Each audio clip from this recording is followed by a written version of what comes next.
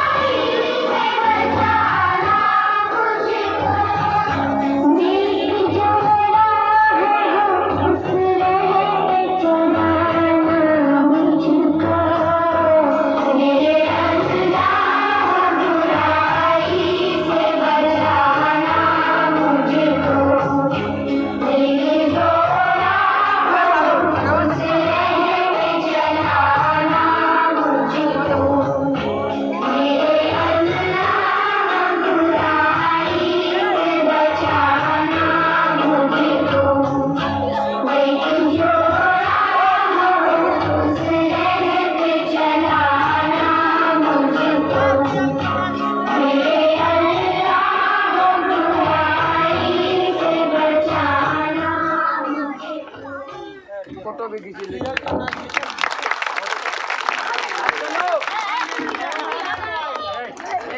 जोरदार ताली बजाएं, बच्चों की हौसला अफजाई होगी।